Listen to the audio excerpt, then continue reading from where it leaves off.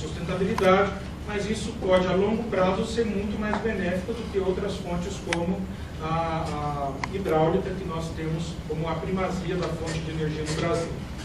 É claro que essas duas fontes são muito interessantes, porque nós estamos falando exatamente de fontes que minimamente têm um impacto ambiental, minimamente em relação à hidráulica.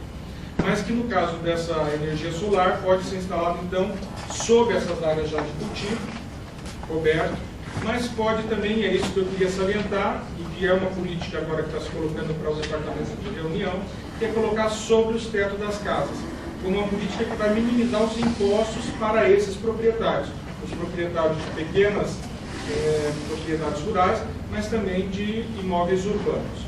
Então isso vai possibilitar uma lógica que é exatamente a de espraiar esses equipamentos de geração de energia pelas aglomerações urbanas da Ilha de Reunião, como um protótipo, no fim, para a mudança das fontes energéticas na própria casa.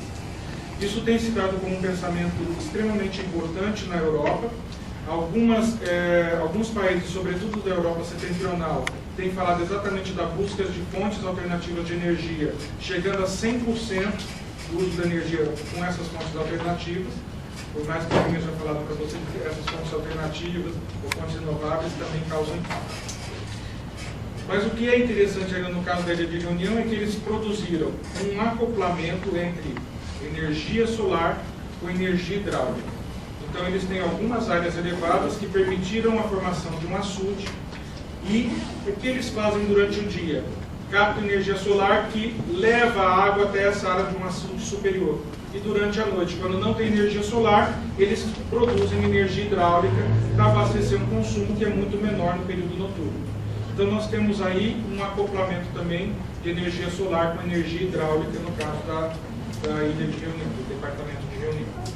Então essas são formas importantes de pensar políticas urbanas, pensar um novo mundo que estabelece uma relação também entre campo e cidade, usos de fontes alternativas, que podem ser trazidas para o Brasil, em certa medida. E no caso, por exemplo, da Mix-Interopene, o que nós temos é exatamente um debate que é, tanto pela função social da propriedade, é a possibilidade de pensar, como acontece também nos Estados Unidos, alguns edifícios sociais que são implantados em centros de grandes aglomerações, vendidos a preços menores do que os de mercado, para populações mais empobrecidas, e que aí tem a possibilidade de viver nesse mundo que jamais seria acessível pelos rendimentos que essa população possui. E no caso francês, você tem a possibilidade exatamente de ter essas habitações sociais em áreas que anteriormente não estavam postas, que é o projeto exatamente da Mix-Interopene. Mas, por mais que seja uma política para além da função social, né, ou seja, por mais que seja uma política que tenha a ver com a função social da propriedade, ela também se coloca para além, porque também é uma política voltada para a sustentabilidade, e é uma sustentabilidade não só social, mas também ambiental. Um elemento importante que nós podemos pensar é o uso dessas fontes fontes alternativas de energia de menor porte. Não só essas enormes usinas hidrelétricas, como as que nós temos no Brasil, mas pequenas fontes, principalmente valorizando essas alternativas. Não só isso que nós temos debatido no Brasil, que não se viabilizou nos últimos anos, que é, por exemplo, as mini usinas hidrelétricas, mas, sobretudo, essa lógica que é mais monofamiliar, essa coisa que nós podemos pensar que é, por exemplo, a quantidade menor de placas fotovoltaicas produzindo energia, e isso o Estado pensando em como assessorar esses proprietários imobiliários que resolveram fazer alguma conversão. É claro que no Brasil nós temos, no caso de São Paulo em particular, já algumas possibilidades, por exemplo, os proprietários venderem a energia que sobra para as concessionárias e usarem o que é a mais para outras residências com o mesmo proprietário. Mas isso ainda é pouco, nós podemos pensar em outras fontes de incentivo para o uso dessas fontes alternativas de energia de menor porte. Um outro elemento importante é o tratamento dos resíduos, tanto para geração de energia como de subprodutos em geral. E outro elemento importante é a valorização dos espaços públicos.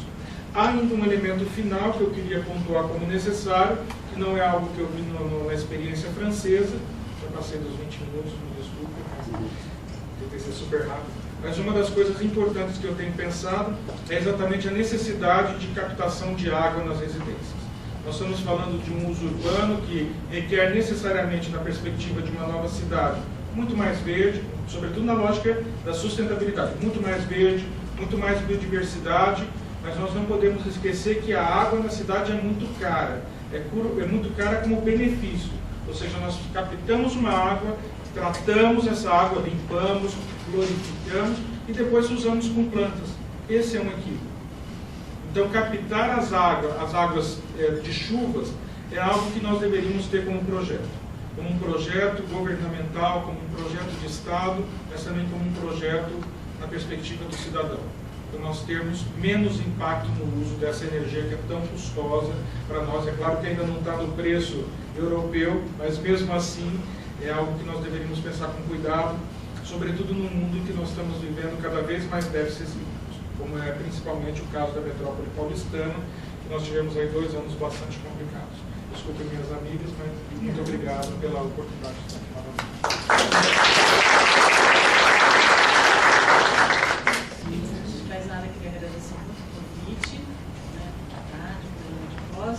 Especialmente ao nosso querido amigo Mauro, conhecido de algumas semanas, né? De muito tempo. Não, eu conheço o Mauro há muito tempo, isso é uma brincadeira. Eu optei para a gente discutir como a questão ambiental, aliás, como a questão urbana entra na questão ambiental. Então, a minha opção é para a gente fazer um rápido histórico e principalmente acho que promover o debate se é possível ou não a cidade ser sustentável nesse sentido, né? Então, eu basei muito em cima de um artigo que eu publiquei há muito tempo, mas acho que é um dos meus artigos mais citados. A gente faz uma pesquisa grande, você tem um artigo e ninguém lê. Daí você faz um artigo rapidinho, no fim esse artigo é o que mais está na pauta, né? Então, acho que a questão da sustentabilidade ela é um desafio muito grande, por isso que a gente ainda precisa entender o que é isso dentro do meio urbano. Pode ser que a gente está construindo ainda o que seria sustentabilidade urbana. Vamos lá. Então, para isso, eu passo rapidamente em 3 períodos, que é do ambientalismo até a gente falar em cidade sustentável. Então, só para relembrar, né, na primeira fase do ambientalismo, quando a gente nem estava falando de sustentabilidade e desenvolvimento sustentável, lá da década de 60 e 70, acho que isso é uma aula que vocês já tiveram em vários momentos, eu estou aqui recuperando, né? O ambientalismo era voltado para a proteção de santuários ecológicos, ou seja, a preocupação ambiental ela estava muito voltada para áreas ambientalmente frágeis, preservação de espécies vegetais específicas, ecossistemas frágeis. É o tal do momento do mico-leão dourado. Então, a gente tinha, aqui no Brasil principalmente, um olhar sobre a questão ambiental muito voltado para os santuários ecológicos. Então, o espaço para a proteção ambiental não era urbano. A questão ambiental não se localizava nas cidades. Uma segunda fase do ambientalismo, quando a gente faz a virada aí para a gente começar a discutir desenvolvimento sustentável, né, a gente começa, né, a partir do nosso futuro comum, do relatório Dublin, a gente começa a discutir a relação espaço e tempo, e o termo desenvolvimento sustentável, né, ele vem ampliar essa visão só que era da proteção de áreas específicas, a questão ambiental se amplia, e das áreas restritas aos santuários ecológicos a gente passa por uma dimensão mais global. Com essa ideia, né, de que o desenvolvimento sustentável está diretamente relacionado com a ação humana sobre o planeta e com o nosso alto índice de urbanização, a questão da urbanização é inserida na questão ambiental. Então, o estudo da urbanização em relação com o meio passa a compor a pauta do debate sobre sustentabilidade ambiental urbana. Então, estamos aí num momento recente. Daí, só para lembrar alguns marcos históricos desse debate cidade e meio ambiente. Então, a ECO 92, né, todo mundo se lembra, a não ser quem nasceu aí recentemente, né, que a gente cedeu aqui no Rio de Janeiro. Então, já coloca a questão da cidade, a questão do meio ambiente na cidade. A Agenda 21, né, destaca a promoção de assentamentos urbanos sustentáveis, então a gente já está discutindo a relação meio ambiente e cidade. Na reunião da Habitat 96, tem a formulação da Agenda Habitat e a questão de irregularidade e precariedade dos assentamentos populares, expansão de infraestrutura, saneamento, transporte, mobilidade, crescimento da pobreza, desemprego, violência, conflitos da terra já estão colocados. Então, as questões urbanas, elas se abrem aí para a gente discutir a relação do meio ambiente e cidade. E com isso, alguns pontos recomendados por essa agenda entram em questões que a gente aspectos que a gente até incorporou nos anos subsequentes, né?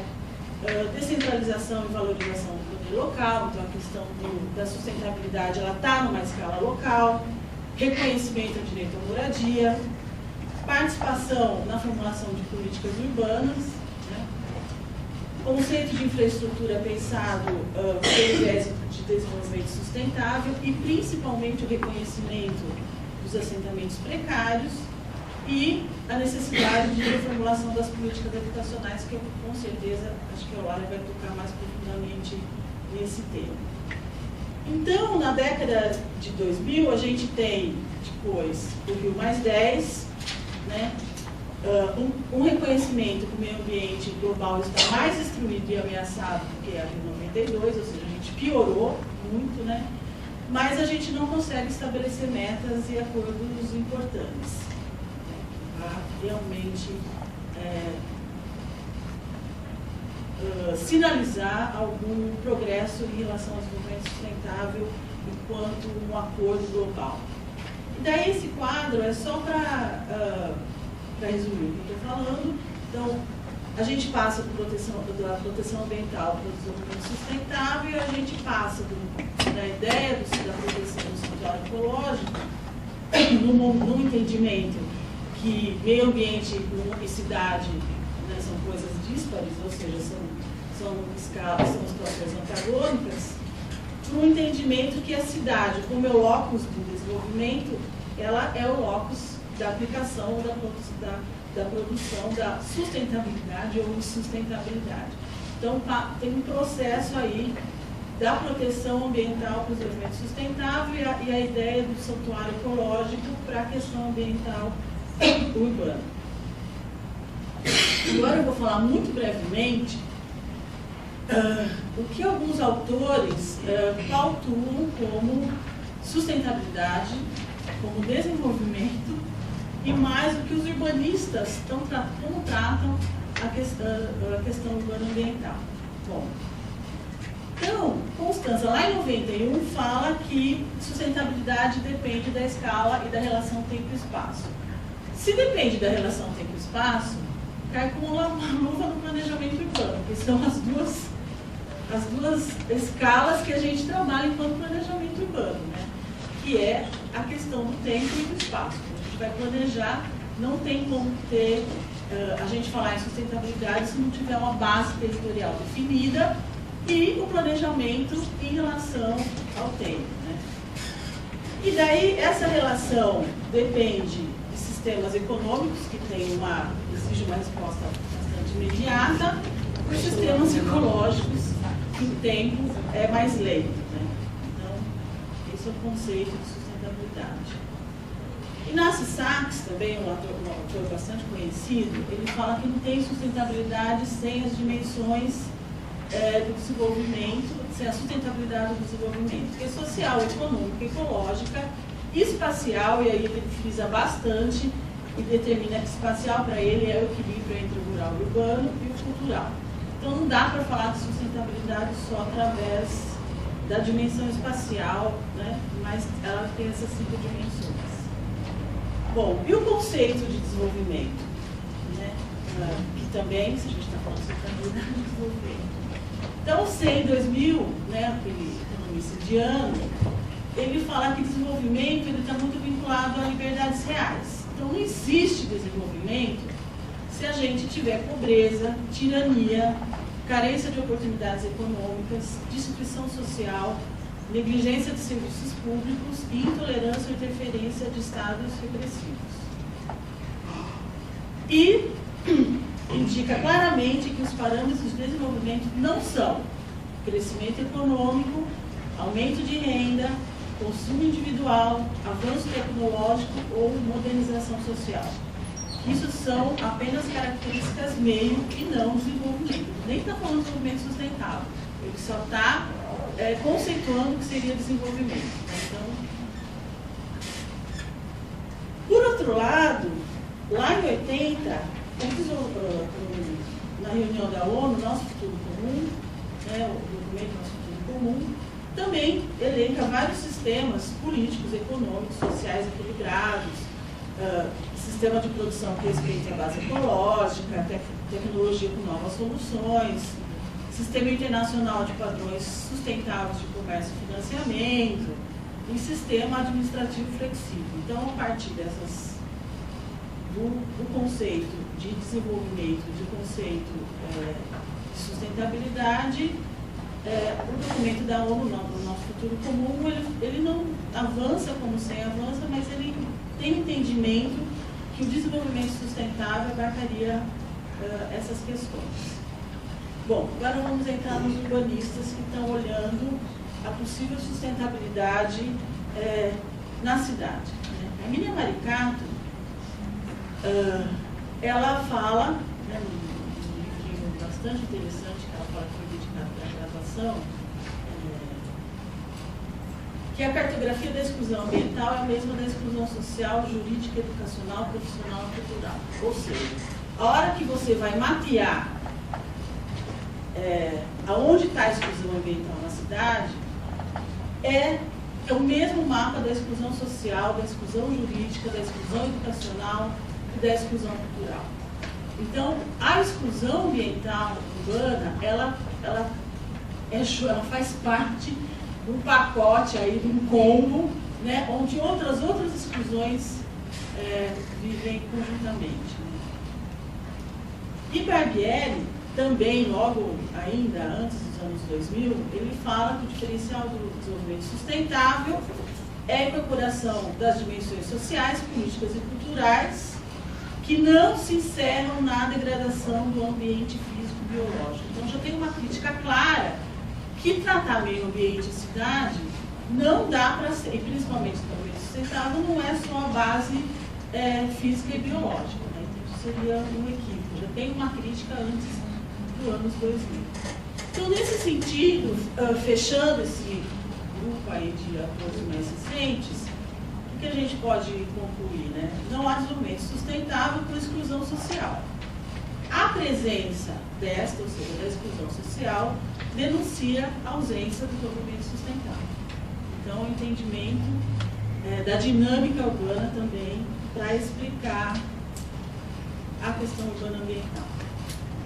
Bom, tem um autor já falecido, um demógrafo tanto, que eu gosto muito, Daniel Rogan, que ele coloca a questão da capacidade de suporte, ou seja, a noção de sustentabilidade implica numa necessária inter-relação entre justiça social, qualidade de vida, equilíbrio ambiental e a necessidade de desenvolvimento com respeito à capacidade de suporte. Quando é colocada a capacidade de suporte, é uma questão que indica que tem um limite aí, se a gente for pensar em cidade, de crescimento urbano. A questão colocada se desenvolvimento sustentável tem que respeitar a capacidade de suporte, a capacidade de suporte é dada, é limitada.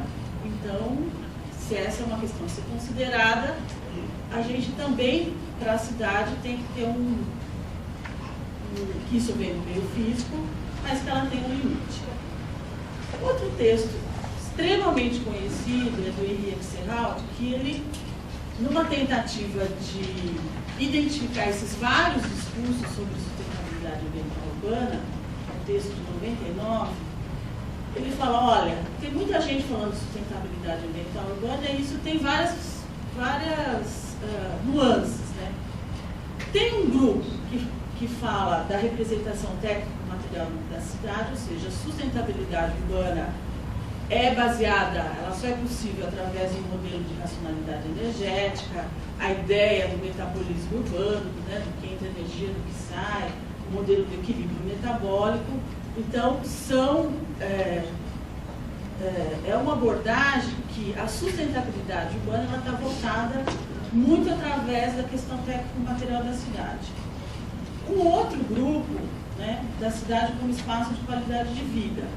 Então, a sustentabilidade na cidade, ela está muito vinculada à cidadania, à preservação do patrimônio, um modelo de preservação aí, de qualidade de vários aspectos que proporcionam a qualidade de vida.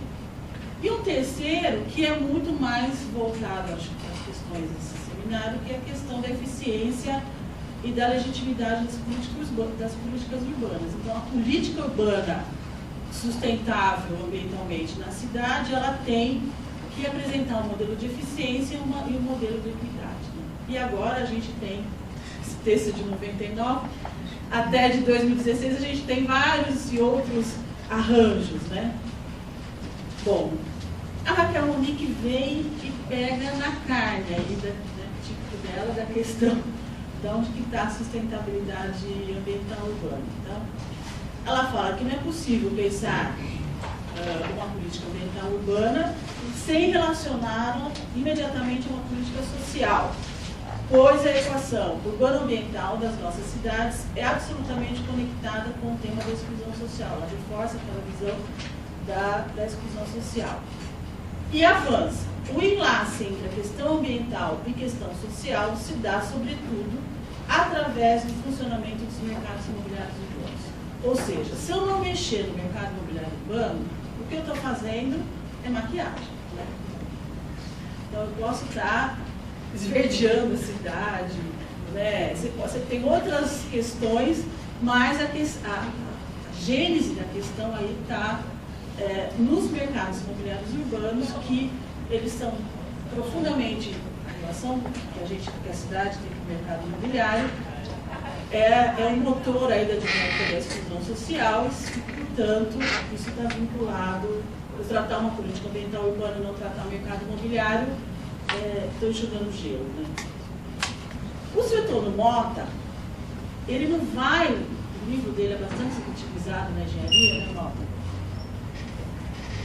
Utilizamos até hoje, ele não vai falar de movimento sustentável, mas ele fala que a ocupação do solo urbano deve ser planejada a partir das características geológicas, geomorfológicas, climáticas, hidrológicas, e a questão da bacia hidrográfica que também é extremamente forte nesse discurso, porque como que a gente pensa um planejamento territorial urbano sustentável.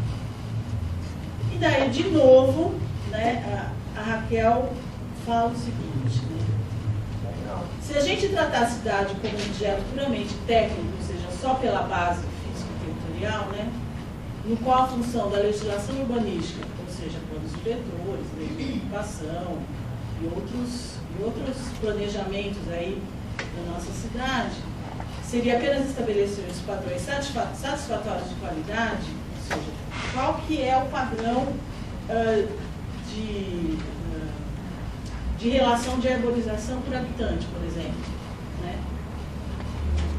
O limite aí para ser uma cidade sustentável. Ou a gente trabalhar só com os padrões, o que a Raquel fala? Eu estou ignorando qualquer dimensão dos conflitos, né? De novo, a importância de trabalhar com conflitos no mercado imobiliário. Bom, para terminar, o último texto que eu já está evoluindo aí sobre esse conceito que é sustentabilidade ambiental urbana, a Luciana Ferreira e o João Itaker, eles prepararam um texto da discussão da Rio+20 e ele fala assim, olha, tudo bem, a discussão da sustentabilidade urbana passa pela exclusão social, isso é importante, mas os padrões da classe média e classe alta, ou seja, o padrão que a gente tem de urbanização, né, mesmo uma cidade que não tem favela, que não tem pobreza, que está bem, que está rica, né, isso também é sustentável.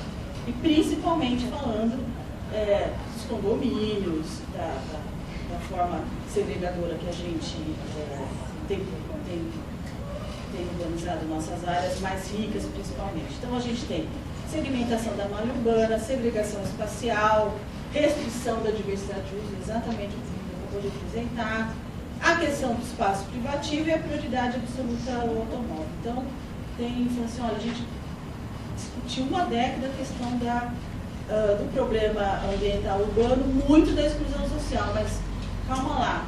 O que a gente está produzindo enquanto urbanização para classe média e alta, também é extremamente impactante, né? Então, é insustentável. Então, os textos mais recentes. Isso aqui, só para ilustrar um pouco essa última fala do João e da Luciana, faz parte de uma pesquisa que eu desenvolvo lá no Unicamp, que eu estudo todas as leis de parcelamento das capitais brasileiras, né? E os primeiros dados, assim, em todas as capitais, a gente parcela o lote através de formas fechadas, ou seja, condomínio horizontal virou a única forma de parcelamento das cidades. Então, só para ilustrar o que ele está mostrando que é sustentável. Bom, passando rapidamente agora,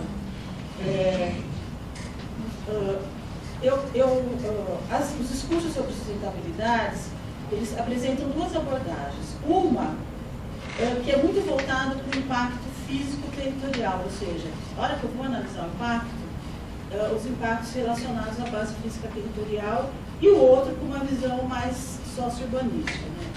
Então, os impactos físico-territoriais. Então, é uma visão mais pragmática, então, influenciada muito pelas engenharias, né? Pela engenharia ambiental, que é uma ciência bastante nova, importante. Então, solo, a água, a drenagem, áreas verdes, as poluições hídricas do solo. Então, como que eu trato esse impacto? Eu identifico, mensuro, compenso, mitigo, tento mitigar o impacto. Então, realmente, é um olhar sobre o impacto ambiental bastante mensurável. E que você consegue identificar, mensurar como que eu compenso, como que eu mitigo. Então, é quase que palpável, né? Então, as políticas públicas em relação a isso, elas têm uma abordagem. O impacto socio-urbanístico, onde a questão social é chave para isso. Então, é a vulnerabilidade ambiental, as condições de moradia, a terra, o direito à cidade. Então, é uma visão do impacto ambiental de uma outra natureza, né? A reunião desses dois impactos, né, dá para a gente entender que o problema ambiental urbano está fundamentalmente vinculado ao social e agrava mutuamente. Então, o que acontece sobre esse leque de opções, aí, desse cardápio de discursos e de visões sobre o que seria a sustentabilidade ambiental urbana? Então, eu classifico que a gente tem duas grandes correntes. Uma corrente que é a socio-urbanística ambiental, ou seja, os problemas ambientais são de natureza sociopolítica e elas tendem muito, né, ao antropocentrismo no discurso da sustentabilidade. Ou seja, não existe sustentabilidade sem inclusão social, né, sem as questões mais complexas aí do sistema e da dinâmica de funcionamento da cidade. Uma outra visão que é mais técnica e idealista, ou seja, você tem uma visão positivista, você vai mensurar os impactos no meio físico, biológico, né? A ação antrópica é dada, ou seja, é um fato dado, e daí você vai tentar corrigir ou mitigar por meio de conhecimento técnico. Então, são duas maneiras de você, principalmente o que a gente vê das visões aí sobre a sustentabilidade urbana, da gente conceituar e tentar respaldar teoricamente para fazer as políticas públicas. De maneira geral, a abordagem técnica positivista tende a isolar o meio físico e biológico da dinâmica socioeconômica. Então, eu estou olhando lá o meio físico e biológico. Eu não vou discutir, nem vou interferir e nem vou ler a questão da dinâmica socioeconômica na cidade. Por outro lado, a abordagem sociourbanística tende a descolar a dinâmica da base territorial finita, diagnosticada e monitorada. Então, é toda uma leitura de que essa abordagem sociourbanística é mais complexa, tem a ver com questões sociais, questões econômicas, e ela tem que se descolar um pouco da base territorial, né, que ela é finita, ela está ligada à capacidade de suporte. Então, de certa forma, nenhuma ignora a importância da outra, ela se reconhece, mas tais abordagens formulam políticas públicas e principalmente de regulação do território, distintas, isoladas e até conflitantes.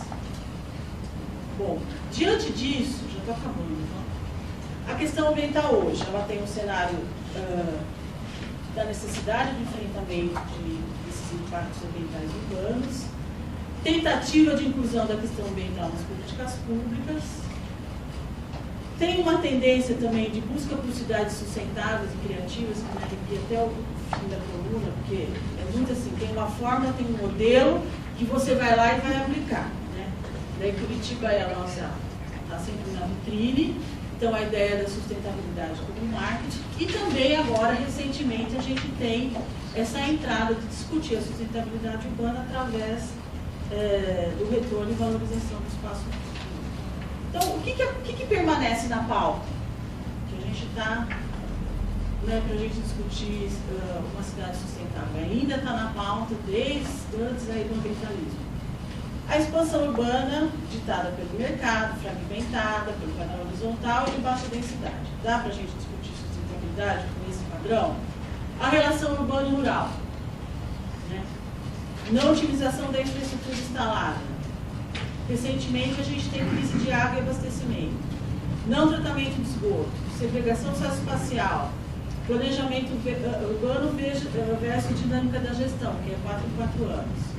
Planejamento de bacia hidrográfica e recuperação de rios urbanos. Isso é uma questão que tem sido abandonada, né? Foi muito frequente há décadas atrás e agora está abandonada. E o pior, que é a banalização do discurso da sustentabilidade. Então agora, isso é Minha Casa Minha Vida, isso aqui é Recife, Minas Gerais, Rodoanel, São Paulo, Franca.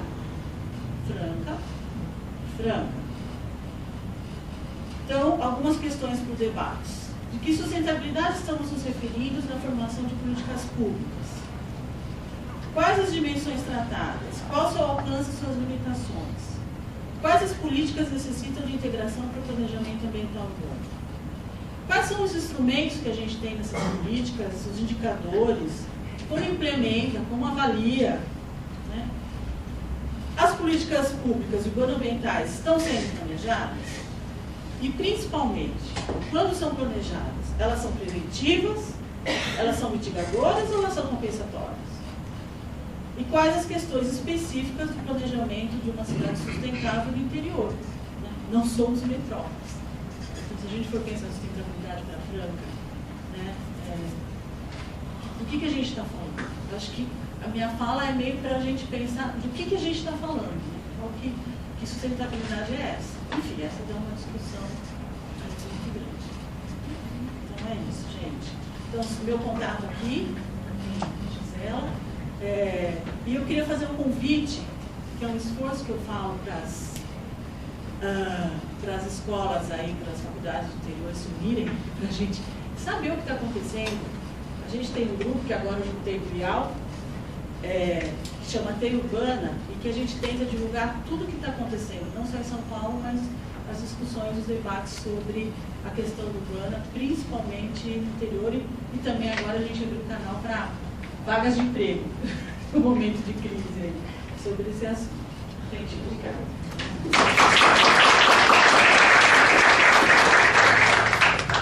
Todo mundo, muito obrigada a todos que estão presentes. A partir, então, da organização desse seminário. Eu agradeço muito ao Mauro Ferreira também pelo convite, também a todos os colegas presentes, a Solita, o Aguinaldo, que nos receberam super bem. Também é sempre bom conhecer componentes novos de reflexão, o Júlio César, e rever a companheira Gisela, e a gente vê da mesma geração, a gente vê como a gente está juntas, construindo e crescendo aí nesse tanque de dúvidas para nossas pesquisas e também para a contribuição para a construção de um território mundial possível de viver. Então eu vou tentar reagindo ao mesmo tempo também com os colegas, Júlio César e Gisela. Eu vou colocar aqui, foi muito bacana, ter uma sincronicidade interessante, dessa questão do mundo, a partir de um país do capitalismo central, que é a França, e essa reflexão teórico-metodológica super grande que a Gisela nos traz, e eu vou trabalhar essas questões na política setorial, habitacional e urbana, evidentemente a sua articulação, mas eu vou dar licença de colocar uma outra dimensão que vocês vão ver. Eu vou trabalhar a habitação e cidade do Brasil, uma relação quase sempre desprezada na promoção estatal, tanto de política urbana quanto de política habitacional, que a gente acredita que a política urbana é o que teria que ser o grande carro-chefe. E, infelizmente, o que a gente tem assistido no Brasil o tempo inteiro, vou rapidamente colocar para vocês, é que...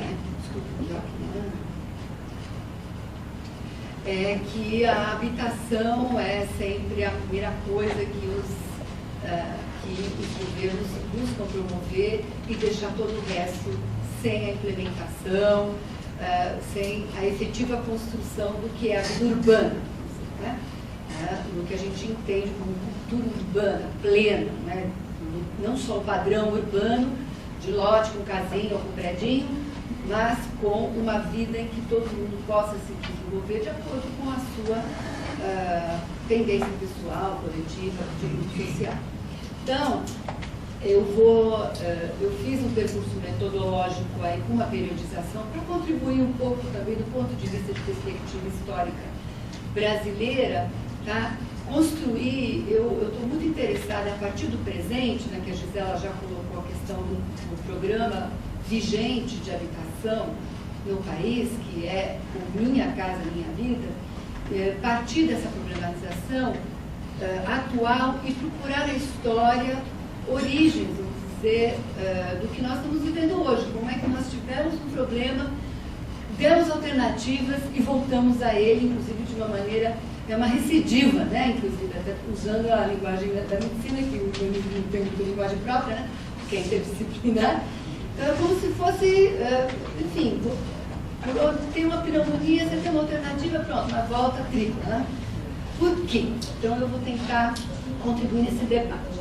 Eu coloco aqui até 30 o que nós tivemos de ação em habitação, através da extensão do liberalismo econômico do Império para a República Velha, considerada República Unitária, no modelo rentista de produção, onde a terra era privada, os recursos eram privados, a habitação coletiva precária de aluguel era promovida privadamente, era uma habitação unifamiliar de empresa também, as vilas, a demanda trabalhadora era dispersa ou então empregada com leis absolutamente desconsolidadas, como a gente vai ver, e a urbanização centro e primeiro cinturão de loteamentos, ou seja, nós tínhamos uma cidade praticamente compacta. A partir de 30 é o que mais me interessa. Por quê? Porque vocês vão perceber, e eu explicitamente coloco, que a nossa questão não está no campo do consumo. Aí eu vou com a Maricato nessa linha. A nossa questão está no campo da produção. Então nós estamos muito procurando soluções em política pública, em política urbana, em política, em desenvolvimentos, em setorial, e quando a nossa questão questão é uma questão de modelo de desenvolvimento, dentro do modo de produção capitalista. E aí, quando o Nabil Bonduki coloca 100 anos de produção habitacional no Brasil, nesse percurso maravilhoso que ele faz, e agora com vários colegas lançou pioneiros, né, e mostrou esses 100 anos, esses 100 anos, no fundo, eles são 100 anos de produção estatal, mas pressionado pelo capital. Tá? O Estado não assumiu a política pública de habitação, porque só a massa urbana trabalhadora precisava de casa. Tá? Mas o Vargas, ao dar o golpe em 30 e assumir o governo provisório em outubro de 30, ele assume a habitação como um problema político estatal, porque a sua revolução foi uma revolução liberal, apesar de depois ter traído os paulistas liberais, mas ele faz uma revolução que ele implementa uma ideia de desenvolvimento a partir do que, não sou eu sou economista, né, sou arquiteto, mas eu também acho que a economia explica tudo, mas eu acho que é muito importante a gente tratar do projeto econômico, né, dos nossos governos aí nos últimos 100 anos, e implanta no Brasil uma ideologia do desenvolvimentismo.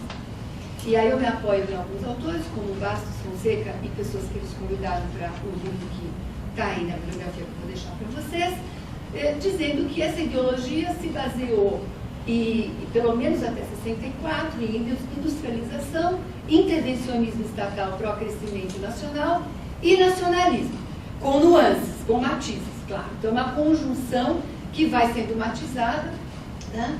E aí nós temos esse primeiro período do Vargas, 30, 34, provisório, depois tem essa eleição indireta com a Constituição, 34, 37, ainda tem uma certa democracia super paternalista, mas em 37, 45 se implanta o Estado Novo, e aí realmente se expande a habitação como política estatal, mas é uma política estatal super específica, porque não é para todos, não é universal. Ela é uma política de domínio autárquico, porque ela é feita para demanda sindicalizada autoritariamente no Ministério do Trabalho e do Comércio, através dos institutos de aposentadoria e pensão, dos sindicatos oficiais, né, considerados pelo Estado Novo. Então, os recursos também eram autárquicos do trabalhador. Então, aquela coisa da extração do recurso do trabalhador pelos IAPs. A habitação era de caráter escalar, ela tinha uma grande escala, ou seja, era produzida em massa, porque a demanda era massiva também. E aí nós conseguimos ter conjuntos contextualizados, né? Conjuntos que trabalhavam o bloco e a casa, em várias, né, nessas duas tipologias, de uma maneira contextualizada, não eram tão grandes e eram destinados a esses sindicalizados. A urbanização periférica de crescimento metropolitano em algumas cidades como São Paulo e Rio de Janeiro estava em curso, né? Era a Grande Rio, a Grande São Paulo, mas se combinou com o preenchimento da urbanização. Então, do ponto de vista disso que é o técnico material, né, que foi linda essa divisão, eu agora eu posso, né, é uma coisa meio, uma palestra em 3. Né? Então, essa questão técnico-material, da infraestrutura, da utilização do território, ela tinha uma característica, eu peguei essa foto porque me parece muito bacana, de Santo André, não é? Um conjunto assinado, Carlos Frederico Ferreira. Então, é um cara que estava dentro de uma cultura técnica com uma amálgama no projeto nacional varguista. Tá? Então, essa questão de nós termos tido um projeto nacional, isso não é de menor importância, né? E hoje nós estamos um pouco apaziguados na historiografia com esse período, que é um período muito duro, e nós conseguimos desvendar, né, certas virtudes e também os seus vícios, evidentemente, mas esse tipo de conjunto que nós estamos vendo na tela é um conjunto que foi possível porque a cultura técnica defendia, vamos dizer, uma ação sobre o território que fosse respeitosa com ele. Tá? Mesmo vocês vendo nessa historiografia da sustentabilidade, vamos dizer, né, ou da questão ambiental, que a Gisela nos traz, ela começa em 60. Né? Em 34, 30, 40, 50, isso aí ainda é uma questão da cultura urbanística e arquitetônica da cabeça desses caras que se formaram, que foram para a Europa, estudaram, tinham um ideário, a questão da cidade-jardim, enfim, não importa muito, Mas essa ideia do território ser um território conjunto, né, arquitetura, ambiente e urbanismo, estava muito presente. Muito bem.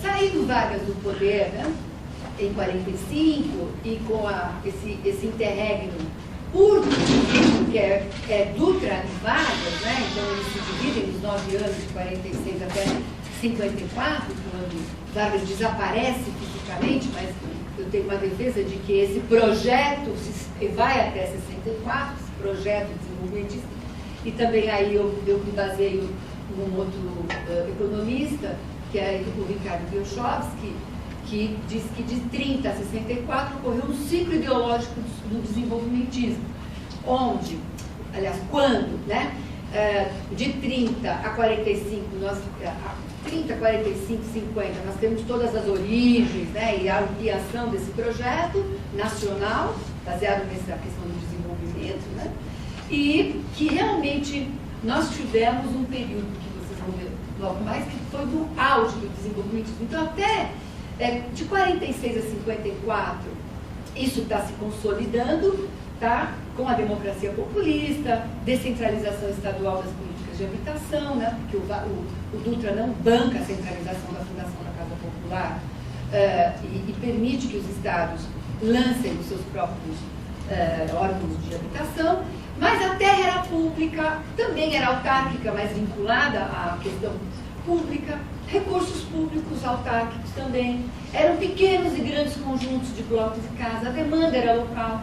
E aí continuamos com urbanização periférica, mas não nessa dispersão, ainda, vamos dizer, numa construção da cidade com um pouco de preenchimento da urbanização, tá? Que é o mesmo tipo de conjunto que eu mostrei aqui.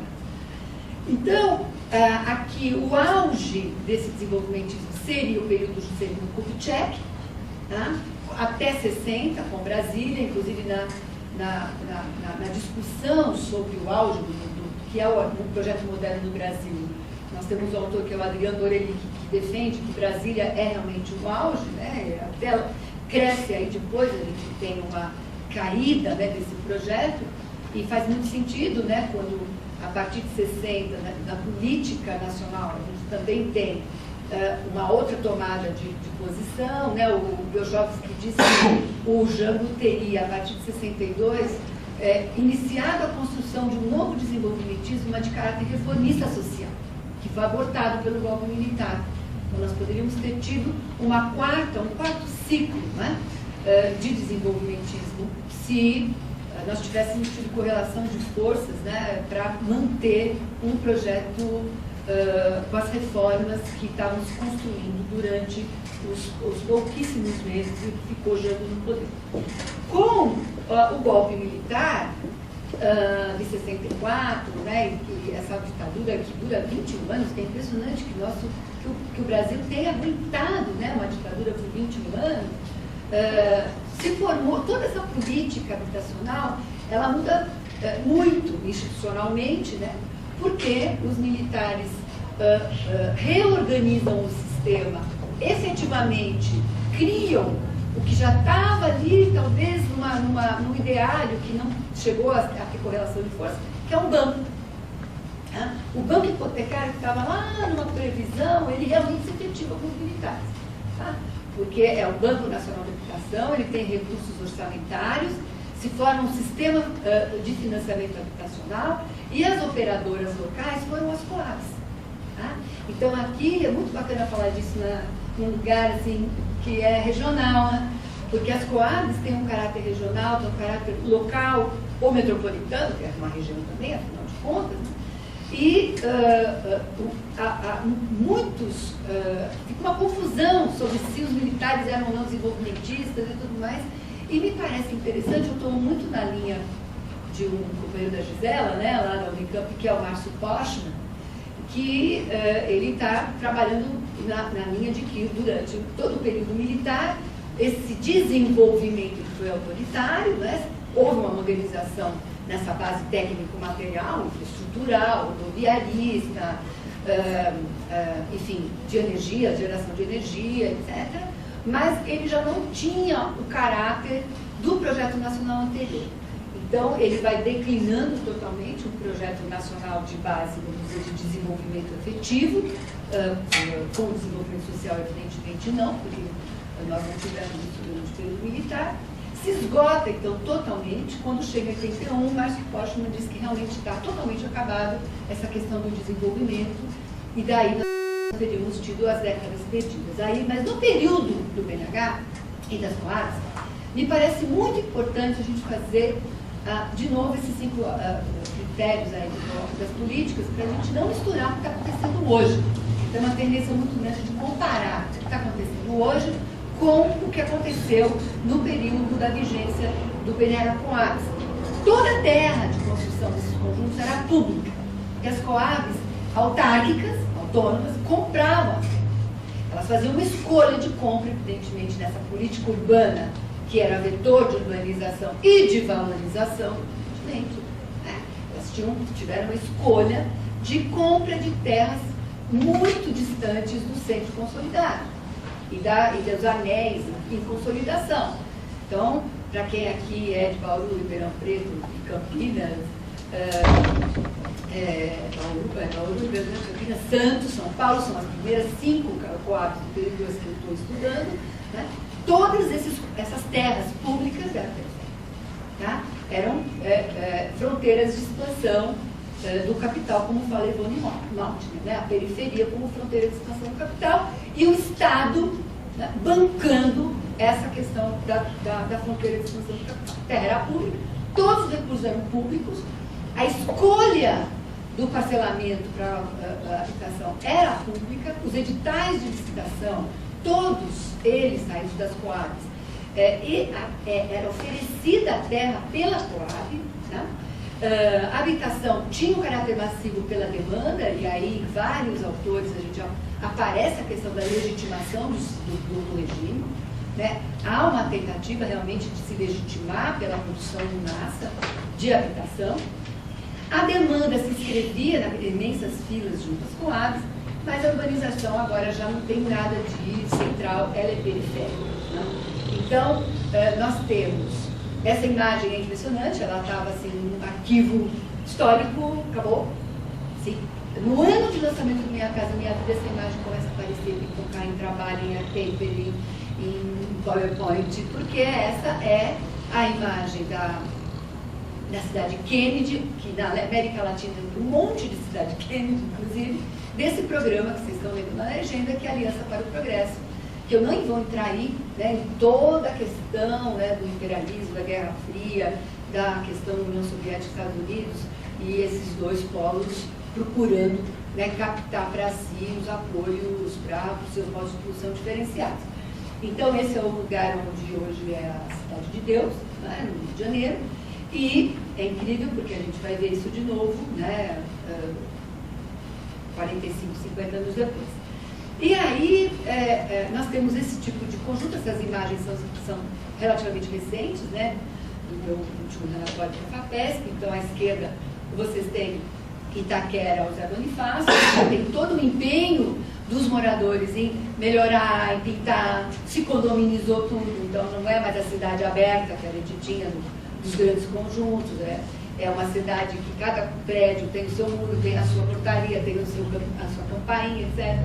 E aqui na direita, um lugar totalmente, é a Coab Castelo Branco, né, em São Paulo, em Carapicuíba, mas ela não tem o mesmo nível de manutenção local, porque aí varia dos grupos sociais que estão ali inseridos, e quem comanda o lugar, quem é dono do pedaço, tá certo? Então, a gente vê que Itaquera hoje virou, inclusive, né, lugar de Copa do Mundo. Então, é outra coisa, entra na dinâmica urbana, né, faz outra coisa com os lugares, mas a gente já pode perceber o que está sem tratar, ocioso, né? Então, não tem parque, tem mato, né? Não tem creche, tem área que está lá esperando a prefeitura ir lá fazer a creche, tá certo? Até hoje. Então, esse desprezo, né, pelo que eu não consigo, vocês até podem me ajudar, não sei o que falar, mas é que assim, esse desprezo pelos equipamentos, pela vida em cidade, que as políticas, que o Estado tem tido historicamente, não só no Brasil, em outros lugares, mas no Brasil particularmente, é visível e marcado na questão ambiental desses conjuntos. Aí é Santos, tá? Nós estamos vendo aí o Dali Coutinho, que é todo na tipologia multifamiliar vertical, e é um lugar, enfim, né? A gente está vendo aí que é um canal, né? Está próximo, está bem, eu tenho a planta disso, logo eu mostro a localização. Então vocês veem a questão ambiental, o que é a Baixada, né? O mangue, os rios, o oceano. Então é muito dramático, e aqui a gente tem também as favelas que ainda permanecem ali em cima das palafitas, né? Que é a marca também, esse desprezo pelo equipamento do conjunto é também uma marca no seu corolário, que é nunca é para todo mundo, então sempre fica um monte de gente que continua em favela, continua em alojamento clandestino, continua vivendo mal no centro das cidades em cortiço, tá? E aí, então, nesse período a gente tem esse milagre econômico, né, que foi da modernização autoritária, essa ideia de crescer primeiro e depois dividir, isso gerou uma pobreza impressionante, né, uma inseguridade na posse da terra, uma insegurança também no trabalho. Mesmo tendo plano de habitação com plano de urbano, com uma institucionalidade muito forte, com o Serviço Federal de Habitação e Urbanismo, que nem dura todo o tempo, né? Ele se cria com o BNH, mas dura 10 anos, porque tem uma super crise em 73, né, internacional, e aí vira o jogo do que é o planejamento, essa questão dos planos de desenvolvimento locais integrados, que o Mauro tem uma tese belíssima, né, sobre o Cabo Franca. Então, quer dizer, isso a gente pode complementar com o trabalho dos companheiros, né? Então, os projetos CURA, que são os projetos de metrô, as Coabs, que tem o seu período de intensa produção, decadência, revigoramento, tudo coincidindo com o quê? Com a questão da política econômica. Tá? Então, a gente tem que entrar nisso aí para a gente entender um pouco por onde vai a questão do ordenamento do território, né, que me parece que é o termo mais próximo possível do mundo intelectual, que a gente tem usado, inclusive usamos em São Carlos, na revisão do diretor 2000. A Hermínia Maricato, que é uma mulher super preocupada com a questão do trabalho, né, ela sempre coloca, olha, a gente precisa estudar também o trabalho na produção habitacional, a questão tecnológica, ela também faz as fases, né, que coincidem, né, com o revigoramento das Coabs, ou decadência. Ela diz que, inclusive, nessa queda de produção pós o revigoramento, que já é finalzinho aí da ditadura que vocês estão vendo, né, até 86, quando se extingue o banco, há um colapso da renovação tecnológica e, inclusive, o mutirão aparece como uma possibilidade da continuidade de existência do BNH, mas ele é extinto pelo Sarney em 86, ele não dá bola para as outras alternativas e os extintos. Tá? Então, esse resultado dessa política é que a indústria da construção civil, que já vinha se fortalecendo e consolidando desde 30, ela realmente arrebenta a boca do balão, quer dizer, que justamente durante o período de vigência do BNH, que as empresas de obra e também de engenharia construtiva se fortalecem muito, tá? As grandes cidades ficam metrópoles mesmo, os militares, inclusive, consideram 8 cidades do Brasil como região metropolitana. Nós podemos estudar isso no Brasil inteiro, inclusive é um trabalho que é muito bacana, se a gente começar a montar um trabalho desse assim, em grande escala, com várias unidades universitárias, né? Se produziu muito, né? Apesar de só em 21 anos, se financiou 4,5 milhões de unidades, mas é financiamento, né? Eu ponho produção aí porque eu ainda queria mexer nessa caixinha de Pandora.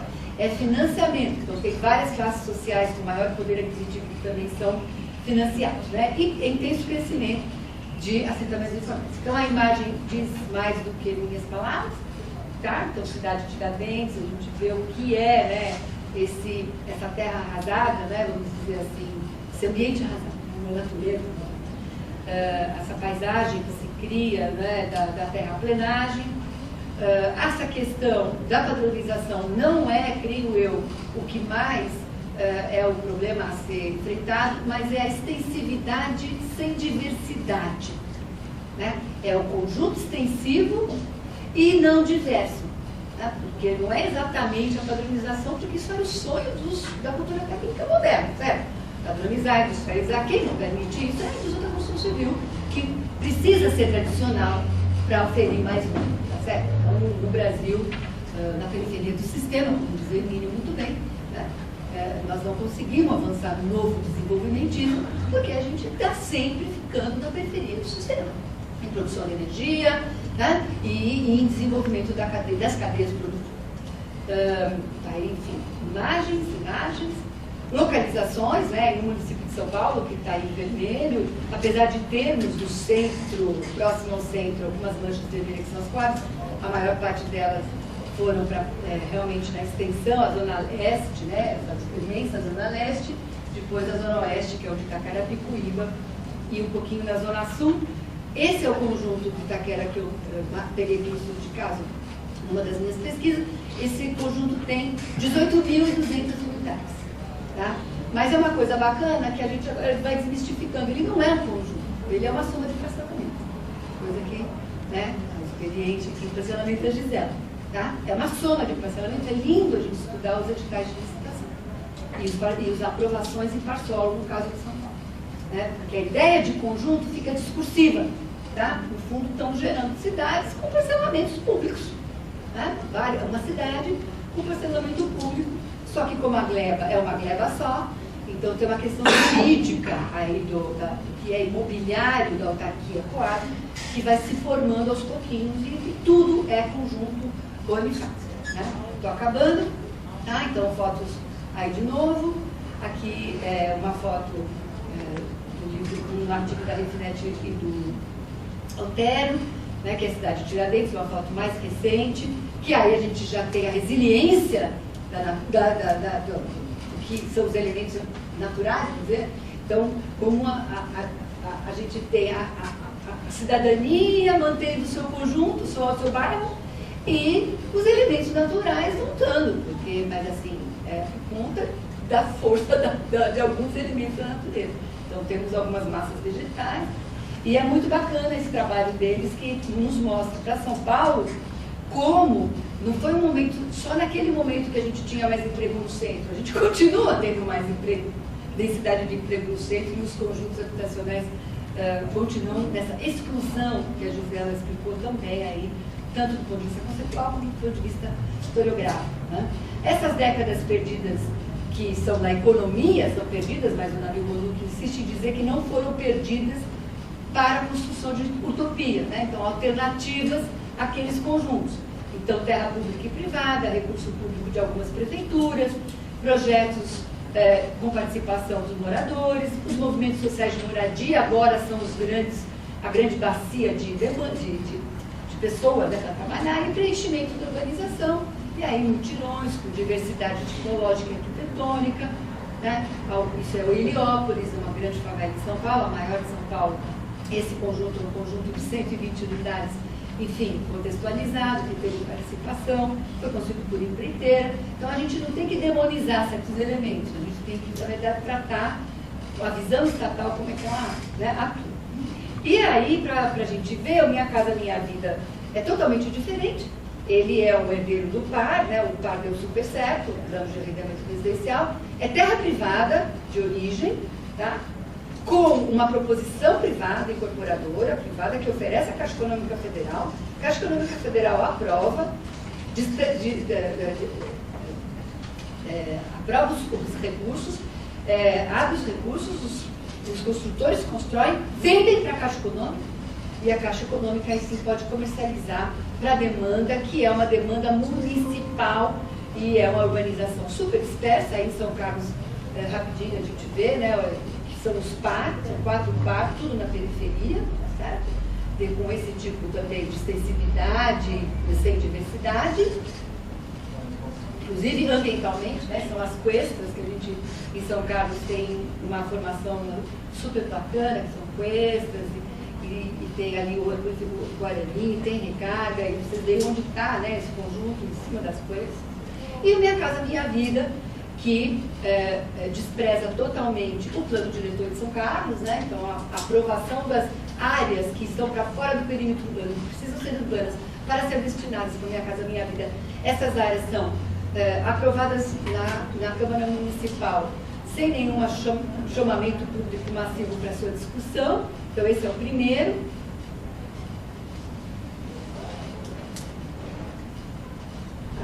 Aqui estão as referências bibliográficas que eu vou deixar para vocês. Tá?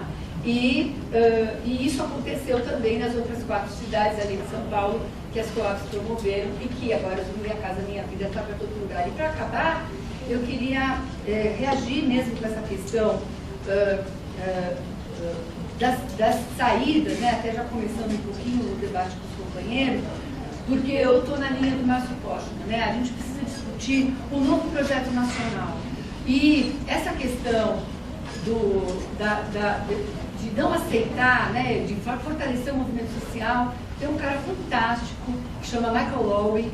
Ele tem um livro chamado Ecossocialismo e ele está trabalhando na linha de que é o seguinte: a gente precisa tomar o nosso destino nas mãos, fazer o que presta, a gente continua fazendo, o que está produzindo que não é bom mudar e criar novas possibilidades.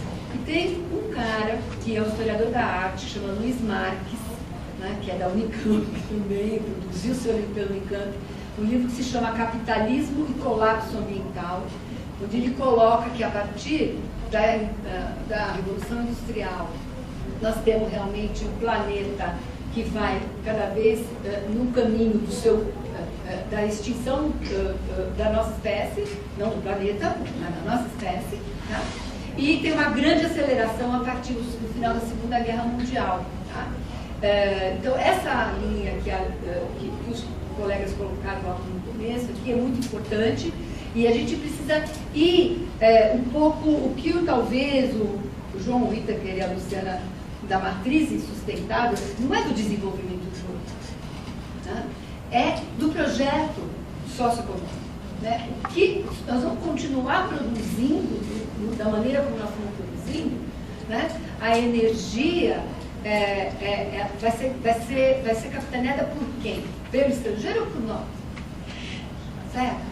Quer dizer, esse insustentável, vamos dizer assim, não é do desenvolvimento urbano, não é a cidade, não é o mercado imobiliário. Se o mercado imobiliário é como ele é porque ele está calcado num modelo econômico que o Estado brasileiro banca há séculos. Tá? E pelo menos há 2, né? Pelo Império e República. Certo? Então, o que nós temos hoje no mercado imobiliário é uma vigência, né, do padrão capitalista de produção, da cidade como componente da produção capitalista.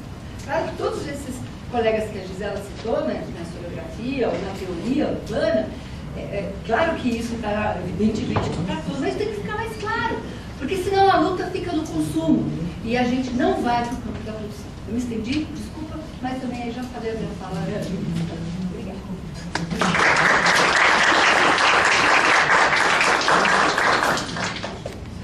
Quero agradecer as falas dos estudantes e abrir para questões. Eu já tenho algumas aqui, mas a preferência é do público.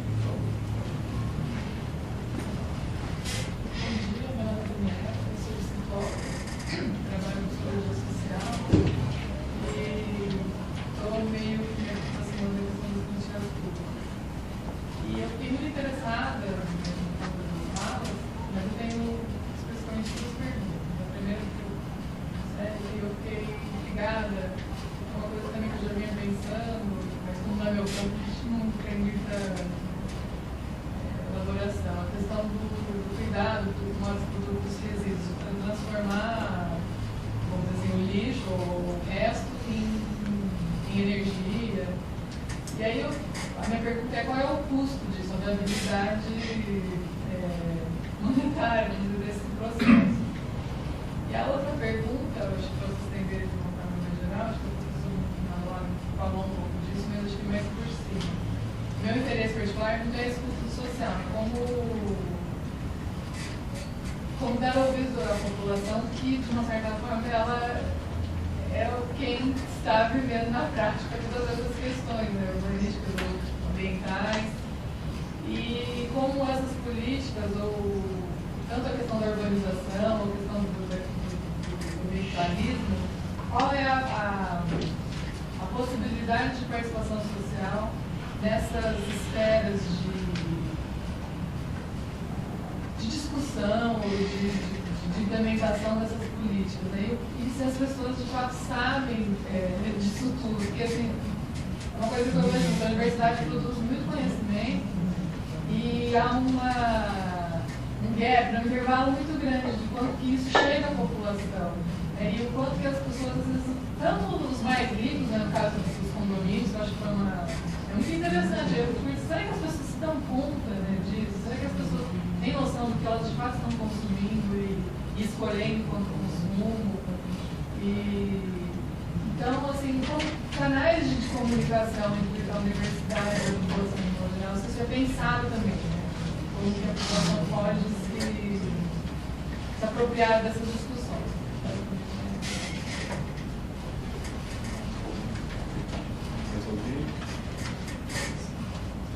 Só colocar uma questão para vocês, uma informação, uma discussão sobre a questão dos prédios escolares. E a gente percebe que parece que eles são feitos assim sem um estudo de localização, de até acessibilidade, né, dentro dessa questão da engenharia, da urbanização. E principalmente na localização dele também, a construção física que ultimamente em São Paulo está verticalizando, né, e isso causa muitos problemas.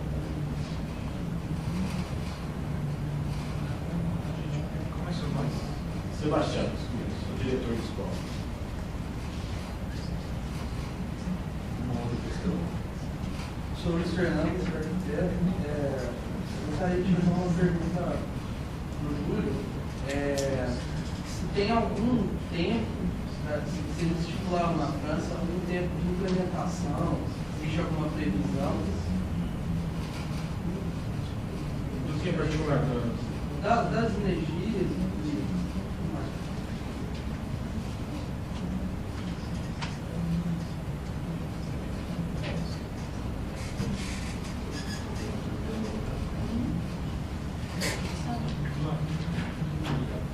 Muito obrigado pelas perguntas, são muito interessantes.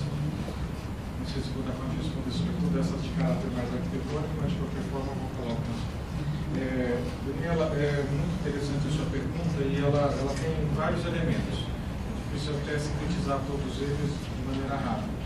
Mas o elemento mais importante, acho que para a gente pensar em viabilidade monetária desse uso dos resíduos para geração de energia, primeiro a gente pensar que no caso francês está muito distante do que a gente vive no caso brasileiro. Então nós temos um primeiro parâmetro que é uma coleta seletiva. Então isso já facilita muito a triagem do que deve ser reutilizado, daquilo que deve ser queimado para produzir energia. Essa energia geralmente não é energia elétrica. Desculpa, eu não traduzi bem quando eu falei. É sobretudo uma energia para produzir um aquecimento da água, e essa água aquecida vai para hospitais e vai para escolas. Então você vê que nessa perspectiva, Sebastião, dos edifícios, né, escolares, a realidade francesa tem pensado mais adequadamente.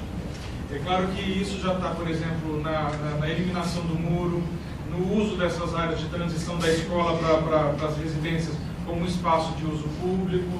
Por mais que isso possa até parecer uma coisa que num certo caráter tem, claro, com romantismo, tem mesmo isso, espaço mais bonito, de um espaço de convivência, de solidariedade, mas é também uma apropriação da propriedade, da terra, melhor, na sua função social. Então tem aí um caráter de luta contra a propriedade, de uma certa forma uma instalação da não propriedade desses espaços que tem uma sociabilidade. Então, claro que tem esse primeiro parâmetro que eu acho importante. O segundo parâmetro é que a gente não pode, quando fala em viabilidade econômica, esquecer de um debate que se constitui por conta de todo esse viés ambiental que eu não discuti para falar de sustentabilidade, e que foi ótimo que a Gisela deu conta de aprofundar aí densamente, que é como que surge, a partir dos anos 80, também um debate dentro da economia, que é todo o debate da reprodução do capital, um debate de economia ambiental. E aí, que custo que se tem hoje para recuperar essas áreas de depósito de resíduos sólidos? É enorme. É contaminação de aquífero, é contaminação de solo. Então, se você leva em conta tudo isso, é muito barato ter uma indústria que vai queimar esse resíduo nós não estamos falando de 2, 3 toneladas. Não sei nem se são 100 ou são 200 ou são 2.000 toneladas por dia na metrópole de São Paulo. É uma coisa assim assustadora. Eu não tenho nem a noção de quanto que seja, mas é algo assustador. Mas que poderia gerar uma quantidade imensa de energia e às vezes não só para aquecimento de água. Então, e para nós aquecimento de água não é fundamental. Nós não temos tanto frio assim. Então esses são elementos para nós pensarmos nessa perspectiva que é do custo. Sebastião, no caso dos prédios escolares, claro que as experiências, as minhas colegas vão poder traduzir isso muito melhor, né? Nós não temos experiências homogêneas no caso brasileiro. O caso, por exemplo, de São Paulo, com esses centros educacionais que foram gestados a partir do governo da Marta Suplicy, eu não quero mais defender a Marta. A Marta, para mim, ficou quase indefensável para a realidade metropolitana, mas ela fez coisas, né, porque ela era do Partido dos Trabalhadores, muito interessantes. E uma foi exatamente esses centros educacionais que tem convivialidade, que tem um monte de elementos que nós não encontramos em outras escolas, biblioteca, anfiteatros, então piscina, é um outro espaço de sociabilidade e geralmente em áreas periféricas, em áreas mais empobrecidas da metrópole. Então isso foi um grande ganho. No Rio de Janeiro também houve propostas interessantes também, mas essa não é a generalidade. A generalidade são usos de modelos homogêneos distribuídos pelo Brasil todo.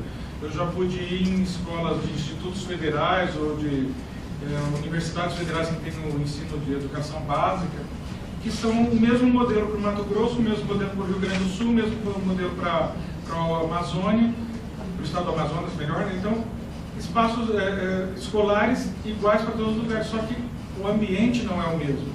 Nós, às vezes, precisamos de um pé direito mais elevado. Por exemplo, eu acabei de ir lá na região do Crato para dar um curso de mestrado interinstitucional entre a USP e a Universidade do Cariri. O pé direito, eu acho que não chegava a 2,5. Então já é, por natureza, super quente esse espaço. Não é um espaço adaptado para uma região tão quente como é ali a região do Crato. Então esses são elementos para a gente pensar que a arquitetura pode ser maravilhosa para São Paulo, mas ela não é posta para o Nordeste do Brasil. Ela não é posta para a Amazônia. Então esses são elementos para a gente pensar nessa adaptabilidade e que as escolas elas devem ser implantadas em espaços maiores. Não é só espaço de sala de aula e da quadra de tênis ou de vôlei, não, é muito pouco isso. A nossa educação tem que ser pensada num outro parâmetro, muito mais diverso, muito mais amplo, e é claro que seria muito interessante que tivesse práticas de cultivo, que tivesse a possibilidade de ensinar a pensar uma cidade com mais biodiversidade. O tempo de implantação ainda, Luiz Fernando, para fontes alternativas de energia, no caso francês ainda não foi estipulado com os mesmos parâmetros que estão postos para esses países mais da Europa setentrional, da Europa do Norte, aí estão pensando em 100% já em 20, 30 anos, mas já é uma proposta de aumentar a quantidade de uso de fontes alternativas de energia. Mas eu queria só relembrar que essas fontes de alternativa de energia não são de impacto zero ambiental. Elas são melhores só. Isso significa que elas não são poluentes, que elas não são degradantes, e de todo o problema que nós temos no Nordeste do Brasil com a instalação dessas hélices para a geração de energia eólica, que é um problema seríssimo, não só pelo barulho, mas pelo impacto e a geração das próprias hélices, que vão usar matéria-prima, elas são enormes. É todo um debate que a Gisela fez aí em relação a essas casas de condomínio também que usam espaços enormes, várias suítes, é o consumo de água. Então, tudo isso é construção, tudo isso é matéria-prima, tudo isso é degradação ambiental. É claro que nós temos que pensar no aproveitamento desses materiais e o que eles vão permitir de menor custo ambiental do que outras fontes de energia. No caso francês, há só uma tentativa de aumentar as fontes de alternativa de energia em relação às fontes tradicionais, sobretudo o consumo do petróleo, a queima do carvão, e é por isso que o uso do lixo é tão interessante, o uso de resíduos sólidos é tão importante nessa perspectiva que seria, não é lixo, não é para ser jogado fora, é para ser reutilizado como uma fonte alternativa de energia.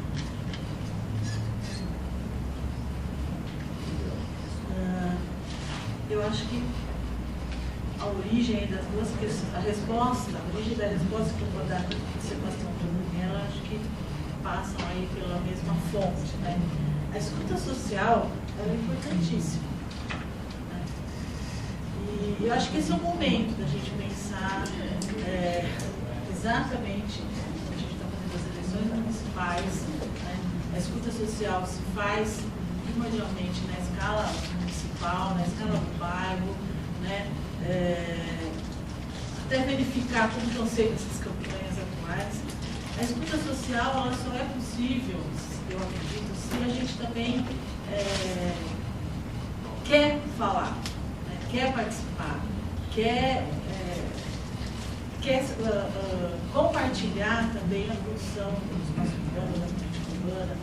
Então, concordo plenamente com você. Acho que tem um conhecimento da universidade, um fosso entre a gente trabalhar com discussões de algumas questões, algumas dinâmicas que você fala, será que o cara que vai consumir condomínio, ou a questão do bairro específico, será que as pessoas têm noção do quanto isso implica em políticas públicas, em qualidade de vida, em sustentabilidade, enfim. O que a universidade faz? Às vezes ela tem projetos de extensão que tenta se aproximar, ou alguns projetos que tentam trazer essa discussão dentro da universidade. Mas é fundamental a gente também voltar a acreditar que a gente precisa ser escutado.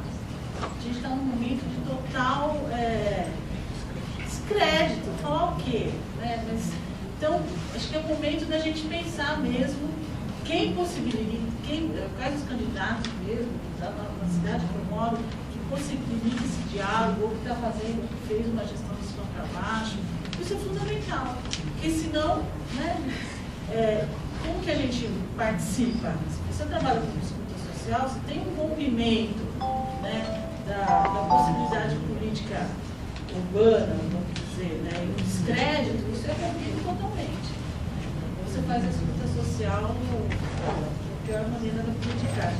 E acredito que a questão da qualidade dos edifícios escolares, né, dos prédios escolares, que caíram muito.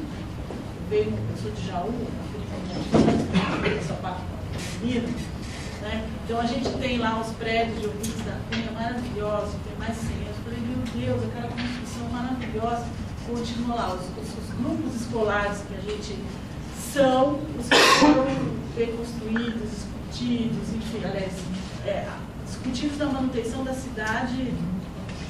O tempo todo você faz alguma coisa em algum prédio daquele, isso entra em discussão na cidade, pode evoluir, tem que utilizar, tem que abrir, enfim. Eu acho que também passa pela questão da participação. Como é feita a política urbana educacional na cidade? Quem define aonde vai ser a escola? Como que é o projeto? Quanto custa isso? Então, isso também passa para a gente fiscalizar, ou participar, ou exigir uma explicação, exigir um projeto apresentado antes. A localização, lógico, quanto mais eu puder atender as áreas menos atendidas, ótimo, mas mesmo assim, como que um diretor da escola aceita um projeto que é implementado no município, qual a instância que tem de participação, qual o caminho, qual a abertura que tem para discutir isso antes que venha a grande empresa contratada e coloque isso. Vinculando, infelizmente, a uma pesquisa específica, que eu trabalho sobre parcelamento, então, na hora que a gente vai parcelar o solo, a gente deixa lá áreas públicas para área de lazer, de sistema de lazer, e área institucional, que é exatamente que vai receber a escola, o hospital, enfim. Antigamente, o nosso problema na abertura de loteamentos é que essas áreas institucionais, essas áreas públicas, eram as piores possíveis, ou seja, com alta declividade, com solo frágil, e daí o projeto da escola, né, que tem o mínimo, não conseguia ser implantado naquela área.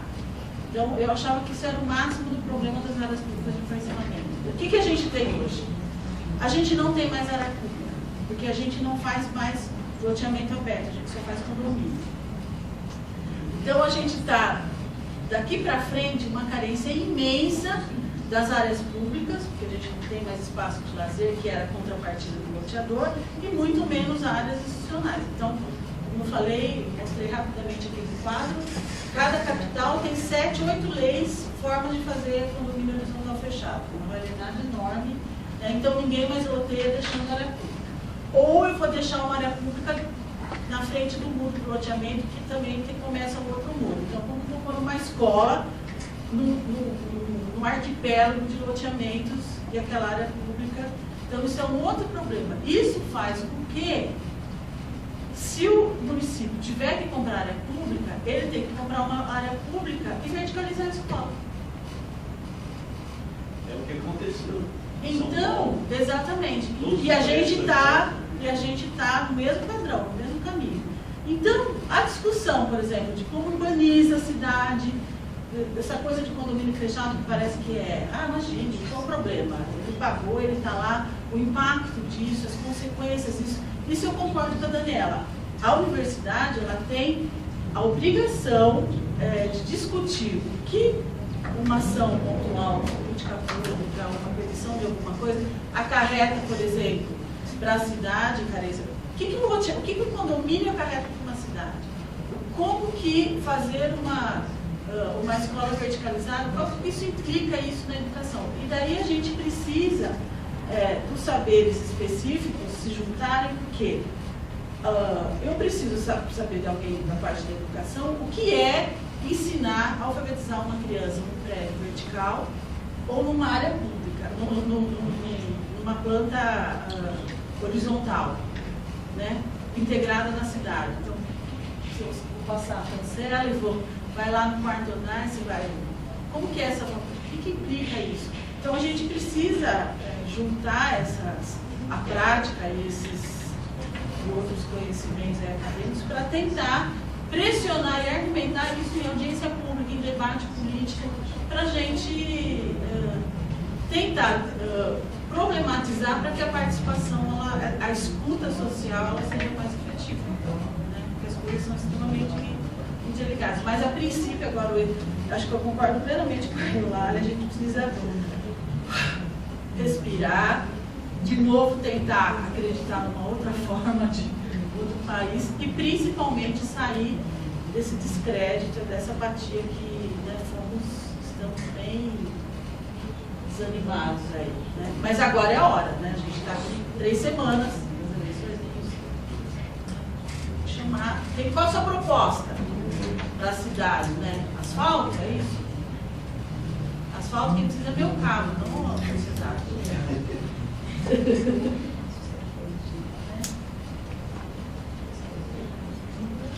Muito obrigada, né, pela assistência, pelas perguntas, que me dão a oportunidade, mais uma oportunidade de ampliar um pouquinho, né, as ideias. E eu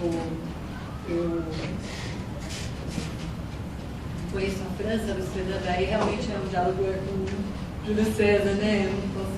Eu não posso te atender, né? Na sua questão.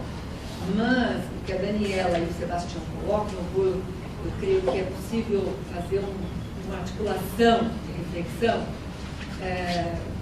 Começar pela primeira coisa que sempre me aparece, que é o conhecimento da história, né? Então, nós estamos numa universidade, a Unesp tem tradição, e nós precisamos ampliar o entendimento dos processos brasileiros, nos quais a sociedade, a grande massa da sociedade ficou de fora, totalmente, todos os processos. E aí tem um livro que eu não li ainda, eu tomei contato, ele nem é novo, ele é de 87, é novo, né? 87, que eu tomei contato recentemente, até dando uma aula de pós-graduação com o colega João Marcos, né? Que é fantástico, que é do José Murilo de Carvalho, que chama Os Bestializados, o Rio de Janeiro e a República que não foi, onde o Carvalho coloca o seguinte: todas as decisões macro que o país viveu, a grande massa popular ficou de fora, não sabia o que estava acontecendo. Não é república. Eu falo com os meus alunos falando das repúblicas, o que é república para a Latinoamérica, que a independência da Espanha se deu com a república, e nós somos república. E aí, parece que é a ficha, né? Então, nós temos um sistema educacional que não forma para o conhecimento, é o conhecimento de si. O conhecimento da nação é o conhecimento de si. Então nós temos um descolamento do desconhecimento de si, da nação. Isso é muito sério, nós temos um papel, né, muito forte nisso daí, inclusive estender isso para a sociedade que não está dentro da sala de aula, porque não tem oportunidades de estar dentro da sala de aula. Então, é uma questão importante de pensarmos o que é escola mesmo, tá? E essas perguntas estão muito vinculadas, creio eu. Tá? Então, no governo Vargas, nós tivemos uma figura que chamava Anísio Teixeira, tá? E ele teve uma proposta de escola-parque, escola-classe, né? Articulada com o conhecimento do indivíduo, criança e jovem, não é? No seu bairro, no seu grupo social, na sua família. Então, mesmo essas experiências dos centros educacionais unificados que nós tivemos, e que o José se referiu, que realmente, do ponto de vista arquitetônico, é fantástico, da reunião dos serviços, se nós não temos essa relação com a comunidade, né, para dentro desses lugares, eles são ilhas de uma cristalização arquitetônica, né, são casas de cristal, né, são castelos de cristal longe da comunidade. Muitos deles conseguiram as suas direções, né, os seus diretores de céu e tal, conseguiram. Ou a comunidade está dentro dessa piscina, está dentro dessa escola, está dentro dessa sala de aula. Né? Só que, eu não tinha esquecido não, Daniela, né? Só que nós estamos num momento que a Gisela já se referiu, que é um dos componentes que o Márcio Postman disse que mudaram muito no Brasil, foi a sociedade. Então nós temos inclusive o que ele chama de transição etária. Tá? Então nós temos que até 91, 34% da população tinha até 14 anos. Hoje, né, a gente vai vendo que até 2030 vão ser só 12% até 14 anos. Então, quer dizer, o conhecer, ele vai ter que ser para uma sociedade que vai ter mais de 14 anos também. Tá? Então, a gente tinha lá um programa, tudo bem que era dos militares e não sei o quê, do Mobral, né? O Movimento Brasileiro da Alfabetização, até foi o meu primeiro emprego, professora do Mobral. Tá certo? Mas, será que o conhecimento tem que estar nas cartilhas, sempre do beabá, que depois conhece em crescendo? Será que a gente não tem que pegar todas essas idades, que também tem o conhecimento prático do trabalho, que, aliás, a juventude está vindo para a universidade, não sabe o que é trabalho. Não sabe o que é trabalho. Não sabe o que é uma carteira de trabalho da Previdência Social, não sabe. Aí, assina embaixo a flexibilização da consolidação do trabalho. Não sabe o que é. E aí eu volto na Daniela. Né? Participar nesse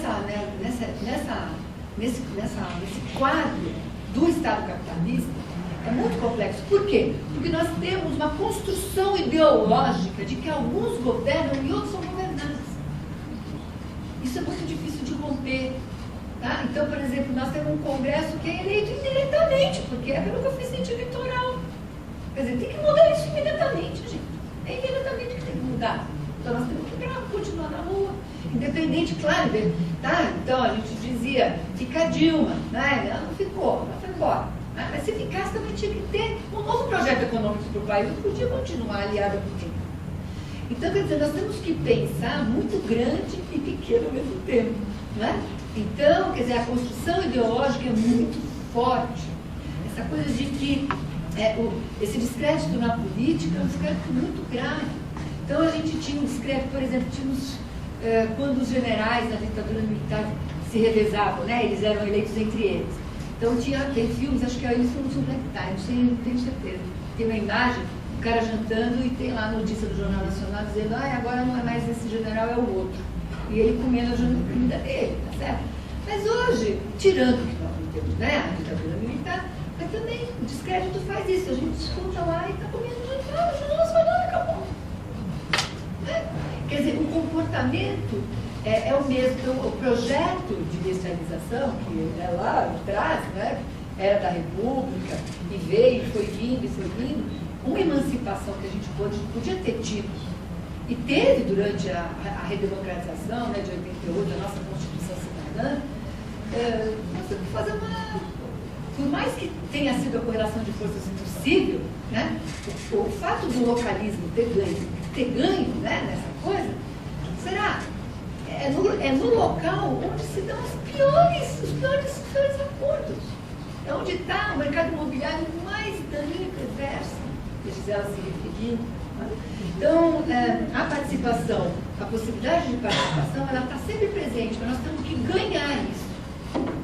Nós temos que conquistar. Porque os canais públicos oficiais, a tendência é ele se fechar. E a questão do espaço educacional, né, esse tanto de escola que nós temos, né, aí, e que não pode ser, não é um governador que tem que decidir o que fazer, né, a gente tem que discutir com a sociedade, e a meninada mostrou isso pra gente, que muito que eles fizeram. Então, eu vejo pela política.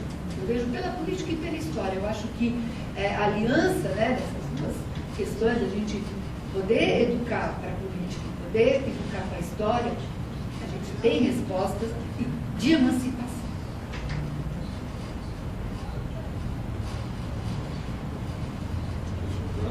Vou adiantar da hora, 14 horas, vamos encerrar. Eu quero mais uma vez agradecer a presença de todos vocês e aos palestrantes. E as minhas questões eu vou levar um pouco. Muito obrigada. Muito obrigada mesmo.